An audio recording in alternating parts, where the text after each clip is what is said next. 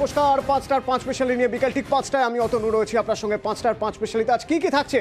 আজ থাকছে সবচেয়ে গুরুত্বপূর্ণ খবর, 22শে জানুয়ারির খবর। 22শে জানুয়ারি রাম মন্দিরে রামলালার প্রাণ প্রতিষ্ঠা।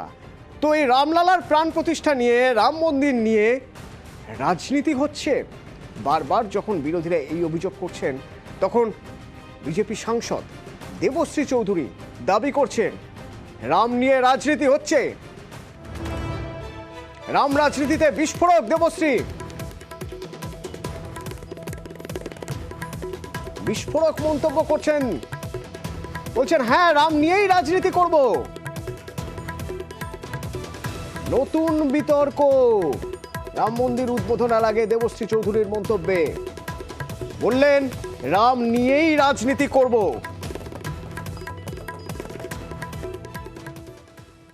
রাম নিয়েই রাজনীতি করব, এটা ভারতবর্ষের প্রাণ, সেটা সদর্থক রাজনীতি। আর বিরোধীরা রামকে নিয়ে যেটা করে সেটা ঘৃণ্য রাজনীতি। শ্রেষ্ঠকে নিয়ে করব না তো কি চোরকে নিয়ে করব? রাবণকে নিয়ে রাজনীতি করব, বাবরকে নিয়ে করব, শাহজাহানকে নিয়ে করব, ব্রিটিশকে নিয়ে করব?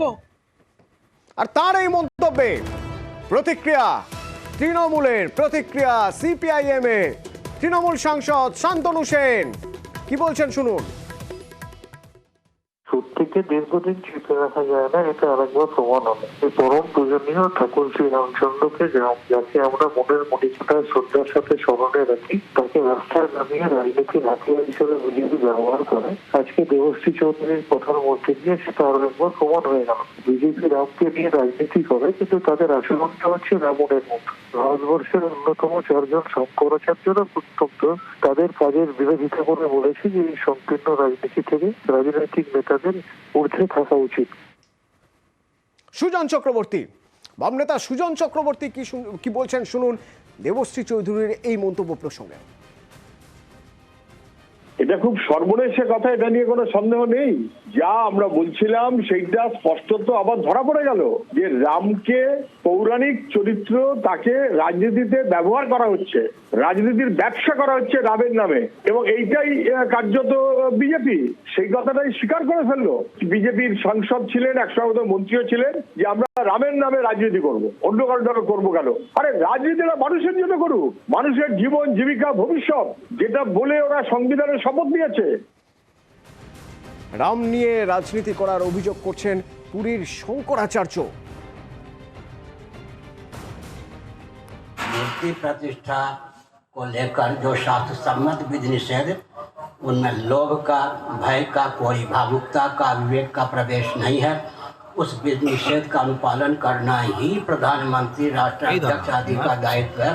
उस विधि का अतिक्रमण करके अपने नाम कमाने का प्रयास करना, भगवान से विद्रोह लेना है, हनुमान जी के गधे का पात्र अपने को बनाना है, चकनाचूर होने का मार्ग प्रशस्त करना, हर क्षेत्र में दखल करना राजनेता का उन्माद माना जाता है। भारतीय संविधान की दृष्टि से भी जघन्य अपराध सिद्ध होता है। সেটা তার মত, তার ভারতবর্ষের ব্যক্তিগত মত দেওয়ার স্বাধীনতা আছে, যে যার মত দিতে পারেন, কোনো অসুবিধা নেই। কিন্তু যখন বাবরি মসজিদ তৈরি হয়েছিল তখনও তো রাজনীতি হয়েছিল, তখন গণতান্ত্রিক রাজনীতি ছিল না, তরোয়ালের রাজনীতি ছিল। তো রাজনীতি তো মানে আমাদের, আপনারা সবাই জানেন ইংরেজিতে সেই বিখ্যাত উক্তি, man is a political animal. তো পলিটিক্স তো সবসময় ছিল, ভগবান শ্রীকৃষ্ণের যুগেও ছিল, বাবরের যুগেও ছিল, আজও আছে, আগামী দিনেও থাকবে। পলিটিক্স ছাড়া তো মানুষের জীবন কেউ ভাবতেও পারে না। শঙ্করাচার্যরাও পলিটিক্সের মধ্যেই থাকেন।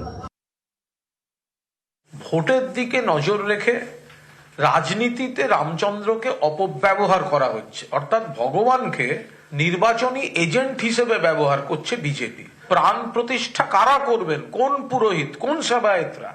তার বদলে যদি কোনো রাজনৈতিক উদ্দেশ্যে রাজনৈতিক ব্যক্তি প্রাণ প্রতিষ্ঠা করতে চান, তাও আবার অসমাপ্ত মন্দিরে, সেটা পুরীর শঙ্করাচার্যের বিশ্লেষণে সেটা সঠিক নয়, ধর্মীয় আচার নয়।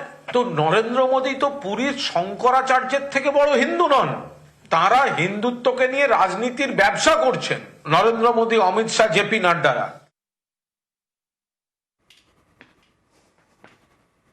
22শে জানুয়ারি রামলালার প্রাণ প্রতিষ্ঠার দিন। দেশ জুড়ে উৎসবের কথা বলেছিলেন প্রধানমন্ত্রী নরেন্দ্র মোদী। 22শে জানুয়ারি কি ছুটি ঘোষণা করতে পারে কেন্দ্র? 22শে জানুয়ারি ছুটি সরকারি স্তরে, 22শে জানুয়ারি ছুটির প্রস্তুতি, অর্থাৎ রামলালার প্রাণ প্রতিষ্ঠার দিন দেশে সরকারি ছুটির সম্ভাবনা। ভেঙ্কটেশ্বর প্রতিনিধি আমার সঙ্গে রয়েছেন। ভেঙ্কটেশ্বর, দেখো, কেন্দ্রীয় সরকারের পক্ষ থেকে এখনো পর্যন্ত ব্যাপারে চূড়ান্ত সিদ্ধান্ত নেওয়া হয়নি যে আগামী 22শে জানুয়ারি রাম মন্দির উদ্বোধনের দিন জাতীয় স্তরে জাতীয় ছুটি ঘোষণা করা হবে কিনা। কিন্তু ইতিমধ্যেই উত্তরপ্রদেশ এবং গোয়া সহ বিভিন্ন বিজেপি শাসিত যে সমস্ত রাজ্য রয়েছে সেই রাজ্যে কিন্তু সরকারি ছুটি ঘোষণা করা হয়েছে আগামী 22শে জানুয়ারি। এবং পাশাপাশি বিজেপি শাসিত বেশ কয়েকটি রাজ্যের পক্ষ থেকে কেন্দ্রের কাছে আবেদনও করা হয়েছে যাতে 22শে জানুয়ারি রাম মন্দির উদ্বোধনের দিন জাতীয় ছুটি হিসেবে ঘোষণা করা হয়। আর সেই জায়গা থেকে দাঁড়িয়েই কিন্তু জল্পনা তৈরি হয়েছে, যেহেতু বিজেপি শাসিত রাজ্যে উত্তরপ্রদেশ, গোয়া সহ বিভিন্ন জায়গায় আগামী 22শে জানুয়ারি সরকারি ছুটি ঘোষণা করা হয়েছে। এবং তুমি জানো যে উত্তরপ্রদেশের মুখ্যমন্ত্রী যোগী আদিত্যনাথ সেই দিনটি ড্রাই ডেও ঘোষণা করেছেন। সেই জায়গা থেকে যেহেতু বিজেপি শাসিত রাজ্যের পক্ষ থেকে কেন্দ্রের কাছে দরবার করা হয়েছে যাতে জাতীয় ছুটি ঘোষণা করা হয় আগামী 22শে জানুয়ারি, সেই জায়গা থেকে দাঁড়িয়েই আগামী 22শে জানুয়ারি কি তাহলে জাতীয় ছুটি ঘোষণা করবে কেন্দ্রীয় সরকার, সেই বিষয়টা নিয়েই জল্পনা তৈরি হয়েছে। যদিও এখনো পর্যন্ত কেন্দ্রের তরফ থেকে এই ব্যাপারে চূড়ান্ত সিদ্ধান্ত নেওয়া হয়নি, কিন্তু ভাবনা চিন্তা শুরু হয়েছে যে আগামী 22 তারিখ জাতীয় ছুটি ঘোষণা করা হতে পারে এই বিষয়টা নিয়ে। একটা বিষয় একটু ভেঙ্কটেশ্বর জানতে চাইবো, এই যে জাতীয় ছুটি সেদিন ঘোষণা করা হতে পারে, এটা কোন কোন সূত্র মারফত জানা যাচ্ছে? মানে আমি এটুকু বোঝার চেষ্টা করছি যে সরকারি স্তরে কি এরকম কোনো প্রস্তুতি তৈরি হয়েছে, জাতীয় ছুটি ঘোষণা হবে এরকম কোনো সিদ্ধান্তর জায়গা কি আদৌ তৈরি হয়েছে, নাকি পুরোটাই ভাষা বিভিন্ন জায়গা থেকে খবর আসছে? দেখো, বিভিন্ন সূত্র মারফত খবর আসছে, কেন্দ্রীয় সরকার সূত্রে খবর আসছে। তোমাকে বললাম যেহেতু বিজেপি শাসিত রাজ্যের পক্ষ থেকে ইতিমধ্যেই বেশ কিছু রাজ্যে সেখানে সরকারি ছুটি ঘোষণা করা হয়েছে এবং সেই সমস্ত রাজ্যের পক্ষ থেকেই কিন্তু কেন্দ্রের কাছে দরবার করা হয়েছে।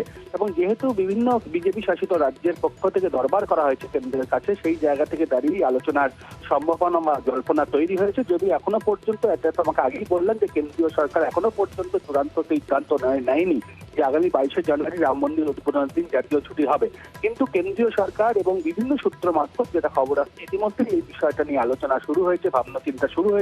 তবে আগামী 22শে জানুয়ারি জাতীয় ছুটি হিসেবে ঘোষণা করা হবে কিনা রাম মন্দির উদ্বোধনের দিন, তার উত্তর কিন্তু দেবে সময় উত্তর দেবে। এবং তার পাশাপাশি বিজেপি শাসিত 5টি রাজ্যে ইতিমধ্যেই ড্রাই ডে ঘোষণা করা হয়েছে, 5টি রাজ্যে ড্রাই ডে ঘোষণা করা হয়েছে ইতিমধ্যেই। এবং বিজেপি যে রাজ্যগুলি বিজেপি শাসিত সেই রাজ্যগুলি ছুটি যেহেতু ঘোষণা করার কথা বলছে, সেই জায়গা থেকে একটা জায়গা তৈরি হচ্ছে যে হয়তো কেন্দ্র সরকার সেদিন সারা দেশেই ছুটি ঘোষণা করতে পারে। এই খবরের পাশাপাশি আরো গুরুত্বপূর্ণ খবর, রেশন দুর্নীতির তদন্তে ইডি আবার আজ ফের হানা দিয়েছে 4 জায়গা।